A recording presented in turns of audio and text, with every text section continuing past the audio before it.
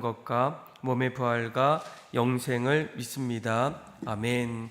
오늘 새벽에 하나님께서 우리에게 주신 말씀은 예레미야 30장 12절에서 마지막 24절까지의 말씀입니다. 구약전서 1099페이지입니다. 예레미야 30장 12절에서 24절까지 말씀, 저와 여러분들의 교독으로 보도록 하겠습니다. 제가 먼저 읽겠습니다. 여호와께서 이와 같이 말씀하시니라. 내 상처는 고칠 수 없고 내 부상은 중하도다. 치료할 재판관이 없고 내 상처에는 약도 없고 처방도 없도다. 너를 사랑하던 자가 다 너를 잊고 찾지 아니하니 이는 내 악행이 많고 내 죄가 많기 때문에 나는 내 원수가 당할 고난을 내가 받게 하며 잔인한 징계를 내렸도다.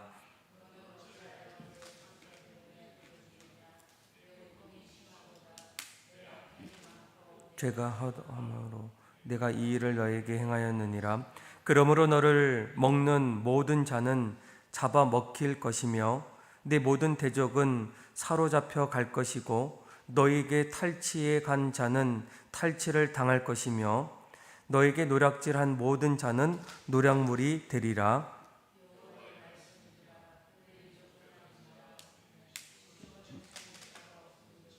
내가 너희 상처로부터 새살이 돋아나게 하여 너를 고쳐주리라. 여호와께서 말씀하시니라. 보라, 내가 야곱 장막의 포로들을 돌아오게 할 것이고 그 거처들의 사랑을 베풀 것이라. 성읍은 그 폐허가 된 언덕 위에 건축될 것이요 그 보루는 규정에 따라 사람이 살게 되리라. 즐거워하는 자들의 소리가 나오리라. 내가 그들을 번성하게 하리니 그들의 수가 줄어들지 아니하겠고 내가 그들을 존귀하지 하리니 그들은 비천하여지지 아니하리라. 그의 자손은 예전과 같겠고 그 회중은 내 앞에 굳게 설 것이며 그를 압박하는 모든 사람은 내가 다 벌하리라.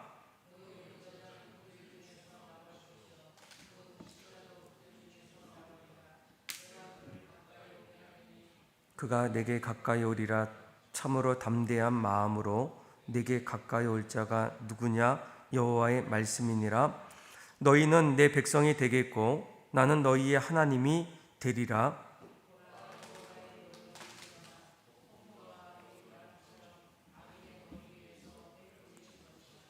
같이 읽겠습니다. 여호와의 진노는 그의 마음에 뜻한 바를 행하여 이루기까지는 돌이키지 아니하나니 너희가 끝날에 그것을 깨달으리라. 아멘. 우리가 인생을 살아갈 때 늘 생각하고 또 이해되고 또 그 안에서 이루어지는 일들이 참으로 많이 있습니다. 그러나 또 한편으로는 이해되지 않고 또 왜 이렇게 할까라는 그런 마음들도 또 인생의 자리에서 찾아올 때가 많이 있어요. 우리 자녀들도 또 살아가면서 늘 여러 가지 준비하고 또 꿈꾸고 또 소망하는 그런 자리에서 또 자녀의 삶의 자리에서 왜 나에게는 이런 일들이 일어날까, 또 가정 안에서도 또 이해되거나 또 이해되지 않는 모습들도 찾아올 때가 많이 있습니다. 자녀들이 늘 이야기하는 것 중에 하나가 우리 부모님은 사랑의 어떤 분인데 때로는 가끔씩 이해되지 않게 왜 나를 뭐 부모님께서 자녀를 왜 이렇게 하실까, 또 왜 이렇게 강요하실까, 또 때로는 징계하실까. 그런데 그 이면을 보게 되면 한 가지 중요한 것이 있어요. 어떤 이유 없이 그렇게 하지는 않는다라는 거예요. 분명한 어떤 이유가 있기 때문에, 또 한 가지는 그 안에서 자녀가 잘 되고 또 다시 더 성장하기를 원하는 부모의 어떤 간절한 마음이 그 안에 담겨 있습니다. 그러니까 하나님께서 우리를 다스리실 때 하나님은 여러분 어떤 분이겠습니까? 한마디로 사랑의 하나님이에요. 우리가 잘 되길 원하고 또 자라나길 원하고 또 무엇보다도 늘 기쁨과 감사함으로 또 살아가기를 원합니다. 그런데 하나님께서 때로는 우리가 이해하지 못하는 그런 모습으로 다가올 때가 있어요. 늘 소망과 어떤 성장의 자리에서 하나님 우리에게 때로는 징계를 통해서 또 책망을 통해서 다가오십니다. 그런데 오늘 말씀을 보게 되면 왜 하나님께서 이스라엘 백성들을 징계하셨을까?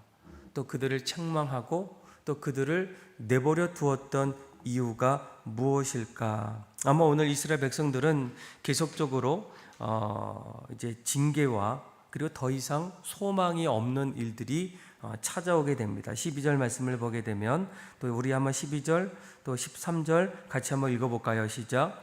여호와께서 이와 같이 말씀하시니라. 내 상처는 고칠 수 없고 내 부상은 중하도다. 내 송사를 처리할 재판관이 없고 내 상처에는 약도 없고 처방도 없도다. 아멘. 그러니까 이스라엘 백성들을 향해서 하나님께서 너의 상처, 아픔 너무나 크다라고 얘기해요. 물론 클 수도 있지만 그 상처들이 점점 아물게 되면 다시금 회복과 그리고 새로운 삶을 준비할 수 있지만 오늘 말씀에는 뭐라고 얘기합니까? 그 상처는 고칠 수가 없다라고 얘기합니다. 너가 받았던 그 상처의 깊이는 너무나도 중하다. 물론 약이 있으면 회복의 기간을 통해서 다시 일어설 수 있지만 13절 말씀에 보게 되면 그 상처에는 약도 없고 처방도 없다라고 누가 말씀하십니까? 하나님께서 이스라엘 백성들에게 말씀해 주고 있어요. 그러니까 다른 사람도 아닌 우리를 지으시고 또 하나님의 백성으로 삼아 주셨던 그 어떤 민족보다도 가장 사랑하시고 세워주셨던 하나님께서 이러한 말씀을 이스라엘 백성들에게 들려주십니다. 상처가 있고 아픔도 있고 고통이 있을 때 나는 너를 버리지 않고 너에게 새롭게 다가가겠다라고 말씀해 주셔야 하는데 하나님께서 어떻게 말씀하십니까? 나는 고칠 수 없다. 너의 상처는 매우 중하다. 그리고 너희들이 회복할 수 있는 약도 더 이상 없다라고 얘기합니다. 가장 큰 이유는 무엇이겠습니까? 하나님께서 그들을 내버려 두시고 더 이상 그들에게 소망을 주지 않았던 가장 큰 이유는 무엇이겠습니까? 14절 말씀을 보게 되면 14절 우리 한번 15절 말씀도 같이 한번 읽어볼까요? 시작. 너를 사랑하던 자가 다 너를 잊고 찾지 아니하니 이는 내 악행이 많고 내 죄가 많기 때문에 나는 내 원수가 당할 고난을 내가 받게 하며 잔인한 징계를 내렸도다. 너는 어찌하여 내 상처 때문에 부르짖느냐?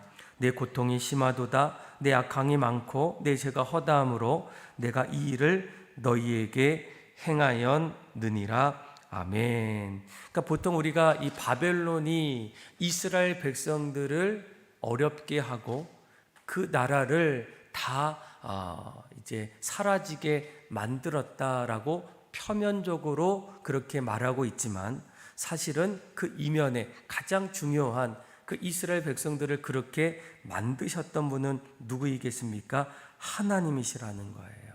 하나님께서 그렇게 하셨다. 15절 맨 끝절에 보면 내가 이 일을 너희에게 행하였다라는 거예요.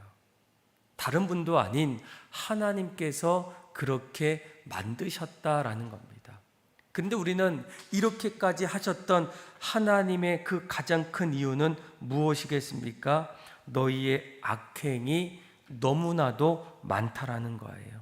죄가 많기 때문에 끊임없이 하나님은 그 죄들을 돌이키고 그리고 다시금 하나님께로 돌아오기를 간절히 원해서 그동안 선지자나 제사장이나 지도자를 통해서 그들의 어떤 잘못과 그리고 어리석음을 끊임없이 끄집어 주셨다라는 거예요. 그럼에도 불구하고 너희들의 죄는 여전히 회개하지 않고 돌이키지 않는다라는 거예요. 15절 말씀을 조금 더 보시면 이렇게까지 얘기합니다. 그동안 너희는 이러한 상황들이 있을 때 너의 상처 때문에 부르짖느냐라는 거예요. 이러한 상처를 통해서 하나님이 원하시는 것은 무엇입니까? 회개라는 거예요. 우리가 정말 하나님 뜻대로 살지 않았구나. 하나님께서 이렇게까지 내버려 주셨던 이유가 바로 우리의 죄악 때문이구나 라는 거예요. 그래서 이러한 것들을 깨달았을 때 하나님께로 돌이켜서 하나님 앞에 회개해야 하는데, 여전히 지금 나에게 찾아왔던 그런 고난, 고통만을 바라보면서 하나님 왜 이렇게 하십니까? 하나님 왜 내버려 두십니까? 라고 이렇게 호소하는 이스라엘 백성들의 모습을 우리가 발견할 수 있다는 거예요. 어쩌면 우리도 우리의 삶의 자리에 어려움이 찾아오고, 또 이 어려움이 하나님께서 주시는 어려움이라고 할 때 우리는 그 어려움의 표면적인 것만 바라볼 때가 있어요. 하나님께서 왜 이렇게까지 하셨을까? 하나님께서 사랑이 많으신 하나님이 왜 우리를 이렇게 내버려 두셨을까? 거기에는 분명한 이유가 있고, 오늘 본문처럼 언젠가부터 내가 하나님을 더 붙잡지 않고 하나님 따라가지 않았던, 한마디로 불순종하고 있는 나의 모습을 바라보면서 그 상처의 고통을 내가 호소하기보다는 이 상처로 인해서 내가 깨닫게 되는 나의 잘못들을 하나님 앞에 엎드려 회개하는 그런 모습이 우리에게 필요하다라는 거예요. 여러분, 우리가 살다 보면 여러 가지 고통과 고난이 올 때 나의 어떤 생각과 행동을 통해서 나타나는 고난도 있고, 또 오늘 본문에 보게 되면 하나님 앞에서 죄로 인해서 하나님이 직접 우리에게 주시는 고통과 어려움도 있다라는 거예요. 우리는 분명 이러한 고통과 어려운 자리에서 왜 이런 일들이 일어나고 있는지를 다시 한번 바라보고 분별하셔야 됩니다. 그래서 하나님께서 이러한 일들을 할 때 이스라엘 백성들은 어떻게 했습니까? 오히려 하나님을 바라보고 하나님께 돌아오기보다는 여전히 이스라엘 백성들의 스스로의 노력을 통해서 이러한 고난들을 다 극복하려고 애쓰게 됩니다. 그 당시에 이 세계 강자로 군림했던 애굽, 그리고 이스라엘 백성들은 연합군을 통해서 이 바벨론을 점점 이렇게 무찔러야 되겠다라는 이런 마음으로 어떻게 합니까? 그들을 초청하고 그들에게 사신을 보내서 함께 연합해서 바벨론을 이제 하나하나 이렇게 이겨나가자라는 그러한 마음을 여전히 갖고 있었다라는 거예요. 심지어는 그때의 예레미야 선지자를 통해서 하나님께서 끊임없이 이러한 심판을 통해서 이스라엘 백성들이 돌아오기를 원하고 있지만, 오히려 그 자리에는 거짓 선지자 하나나라는 그 선지자를 통해서 하나님의 말씀이 아닌 사람의 어떤 생각을 가지고 이스라엘 백성들을 혼란스럽게 여기가는 그러한 일들도 나타나고 있다라는 거예요. 그래서 결국 이스라엘 백성들은 더 이상 회복할 수 없는 이러한 극도로 치닫는 죄가 허다함으로 하나님께서 어떻게 하셨다고요? 내가 너희를 그렇게 만들었다라고 말씀해 주고 있어요. 더 이상 인간의 노력으로 또 애씀을 통해서도 회복하기 어려운 이스라엘 백성들의 마지막 끝자락의 모습입니다. 그런데 우리가 이러한 말씀을 보면서 과연 이스라엘 백성들의 멸망, 또 바벨론 포로로 더 이상 아무 희망도 없는 그 자리에서 다시금 우리가 주목해야 될 것은 무엇이겠습니까? 회복을 선언하는 하나님의 메시지라는 거예요. 자, 우리 한번 17절의 말씀을 같이 한번 읽어볼까요? 시작. 여호와의 말씀이니라. 그들이 쫓겨난 자라 하매 시온을 찾는 자가 없은즉 내가 너희 상처로부터 새 살이 돋아나게 하여 너를 고쳐 주리라. 아멘. 그러니까 더 이상 고칠 수 없는, 그리고 그 상처에는 약도 없는 이스라엘 백성들을 향해서 다시금 하나님께서 예레미야를 통해서 뭐라고 얘기합니까? 너희의 상처로부터 새살이 돋아나게 하여 너를 고쳐주신다라고 이렇게 말씀해 주고 있어요. 그러니까 하나님은 여러분 어떤 분이 계십니까? 결코 치유될 수 없는 것 같은 우리의 상처를 온전하게 회복하실 수 있는 분은 바로 하나님밖에 없다라는 거예요. 그동안 여러 가지 애씀, 노력, 수고를 통해서 회복하기를 원하지만 사실은 누구도 그것을 해결할 수 없다라는 거예요. 아마 이스라엘 백성들은 이러한 고난과 또 바벨론 포로로 끌려감을 통해서 더 이상 우리에게 희망이 없구나, 그동안 수많은 노력과 애씀을 통해서 다시 일어서려고 그렇게 열심히 애썼는데 하나님이 뭐라고 얘기합니까? 너희의 상처는 중하고 그 상처를 싸맬 수 있는 약도 없고 결국 너희들 나라가 멸망하고 너희들은 바벨론 포로로 이제 끌려간다라고 말씀하실 때 이 이스라엘 백성들의 마음에는 한 가지 마음밖에 없어요. 이제는 끝이구나.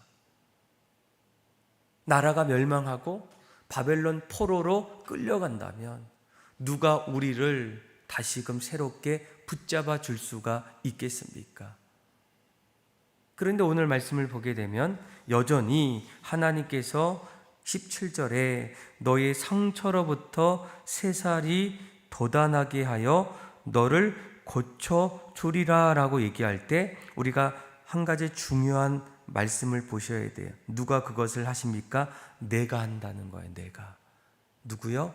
하나님이 하신다는 거예요. 그들을 징계하신 분도 하나님이시고 그들을 다시금 일으키시고 소망을 주실 수 있는 분은 어떠한 존재도 아닌 오직 하나님뿐임을 우리에게 말씀해 주고 있다라는 거예요. 아마 우리도 인생을 살다 보면 이스라엘 백성들처럼 얼마나 열심히 노력하고 내 인생을 만들려고 수고하고 있습니까? 그런데 어느 순간에 깨달을 수 있는 것은 내가 아무리 노력해도 되지 못한다라는 것을 발견할 때가 있어요. 이제 안 되는구나. 할 수 없구나. 그런데 오늘 이 말씀을 여러분들 주목하셔야 돼요.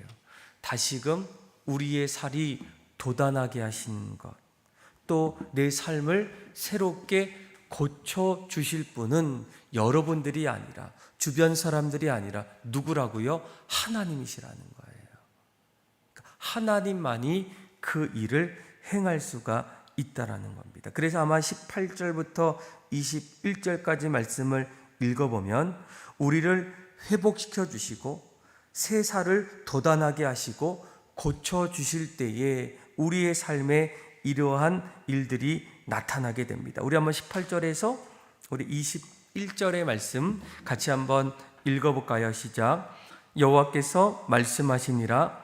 보라, 내가 야곱 장막의 포로들을 돌아오게 할 것이고 그 거처들의 사랑을 베풀 것이라. 성읍은 그 폐허가 된 언덕 위에 건축될 것이요 그 보루는 규정에 따라 사람이 살게 되리라. 그들에게는 감사하는 소리가 나오고 즐거워하는 자들의 소리가 나오리라. 내가 그들을 번성하게 하리니 그들의 수가 줄어들지 아니하겠고 내가 그들을 존귀하게 하리니 그들은 비천하여지지 아니하리라. 그의 자손은 예전과 같겠고 그 회중은 내 앞에 굳게 설 것이며 그를 압박하는 모든 사람은 내가 다 벌하리라. 그 영도자는 그들 중에서 나을 것이요 그 통치자도 그들 중에서 나오리라. 내가 그를 가까이 오게 하리니 그가 내게 가까이 오리라. 참으로 담대한 마음으로 내게 가까이 올 자가 누구냐? 여호와의 말씀이니라. 아멘. 방금 읽었던 말씀을 보게 되면 사람들이 더 이상 희망을 갖지 못하는 이유가 무엇이겠습니까? 우리는 포로라는 거예요. 18절 말씀을 보게 되면 포로다. 아무것도 이제 더 이상 찾아가지 못하는, 또 자유하지 못하는 그런 포로된 인생. 또 18절 중반절에 보게 되면 결국 우리의 삶의 터전이 폐허라는 거예요. 아무것도 없다라는 겁니다. 또 19절 말씀을 보게 되면 내 인생이 줄어든다는 거예요. 점점 줄어들고, 또 19절 말씀을 보게 되면 비천하다라는 겁니다. 이러한 모습들에 있어서 더 이상 소망을 발견할 수 없을 때 하나님께서 그 삶의 자리에서 어떻게 합니까? 포로된 자를 다시 돌아오게 하신다는 거예요. 폐허된 그 언덕을 다시 하나님이 건축하신다라는 겁니다. 비천했던 우리 인생을 존귀하게 만드신다라는 거예요. 누가 그 일을 하신다고요? 하나님께서 하신다라는 겁니다. 18절 말씀을 보게 되면 내가라는 거예요. 다른 사람도 아닌 내가. 19절에도 보면 내가 그들을 존귀하게 하신다. 심지어는 20절 말씀을 보게 되면 너희들을 그렇게 만들었던 사람을 어떻게 하신다고요? 내가 다 벌하게 하신다라는 거예요. 이렇게 하나님께서 그들에게 약속해 주시면서 22절 말씀에 뭐라고 얘기합니까? 너희는 내 백성이 되겠고 나는 너희들의 하나님이 되리라 라고 이렇게 새롭게 언약을 세워주십니다. 여러분, 우리가 이 약속이라는, 언약이라는 이 어떤 관계는 참으로 좋은 것 같아요. 무언가를 이룰 수 있고 또 새로운 것들을 하나하나 만들 수가 있습니다. 그런데 여러분, 이 언약이라는 것, 약속이라는 것은 늘 지키지 못할 때가 있어요. 언제입니까? 두 사람이 어떤 새로운 약속을 만들 때 한쪽에서 그것을 깨트리게 되면 결국 그 약속은 점점 이루어지지 않습니다. 그러니까 이스라엘 백성들도 하나님과의 맺었던 언약들, 결국 이스라엘 죄로 인해서, 그들의 잘못으로 인해서 점점 모든 하나님과의 언약의 관계가 깨지게 됩니다. 내가 너를 그렇게 했다라고, 너의 죄로 인해서 너희가 더 이상 그 상처를 싸맬 수 없고, 또 너희의 부상이 커서 이제는 너희에게 모든 것이 고난 속에서 잔인한 징계로 그렇게 만들었다라고 말씀해 주고 있어요. 그런데 하나님께서 이러한 이스라엘 백성들을 향해서 다시금 찾아오셔서 내가 새롭게, 너희는 내 백성이 되고 나는 너희의 하나님이 되신다라고 우리에게 말씀해 주고 있어요. 정말 놀랍지 않습니까? 죄로 인해서, 우리의 연약함으로 인해서 끊임없이 어그러지고 또 심판받고 더 이상 용서받을 수 없는 그런 자리에서 오늘 주셨던 말씀은, 이제는 이스라엘의 죄로 인해서 이 땅에서 이스라엘 백성들이 받게 되는 그런 삶의 질고도 있지만, 인생의 질고도 있지만, 그로 인해서 어떻습니까? 영원한 멸망에 떨어지는 그런 운명에 처하는 이스라엘 백성들 앞에서 하나님께서 그들의 영혼을 다시 새롭게 만들어 주신다는 거예요. 아마 우리들도 그동안 죄로 인해서 하나님 찾지 않고 또 아직도 주님을 멀리하는 수많은 사람들 앞에서 오늘 말씀은 우리에게 새로운 복음으로 다가온다는 거예요. 너희가 지금까지 이런 모습으로 하나님 멀리하고 죄로 인해서 점점 어렵고 고난 속에 있지만 내가 다시 너희의 살을 도단하게 하겠다. 너희를 새롭게 하겠다.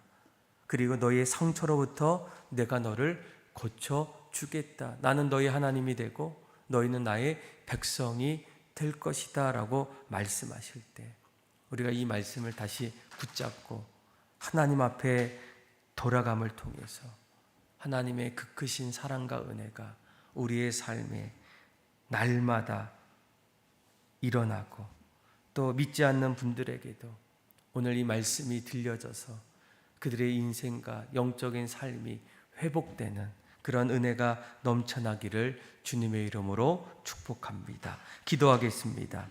하나님 아버지, 주님께서 우리를 사랑해 주시고 때로는 우리를 징계하시고 심판하실 때 우리가 그 고통으로만 호소하는 인생이 아니라 그 상처로 인해서 일어났던 가장 큰 이유들을 다시금 보게 하여 주셔서 지금은 회개할 때이고 지금은 주님 앞에 돌이킬 때라는 것을 깨닫고 주님 앞에 돌아올 때 하나님 우리를 다시금 건져주시고 싸매어 주시고 회복시켜 주시는 은혜를 허락하여 주옵소서.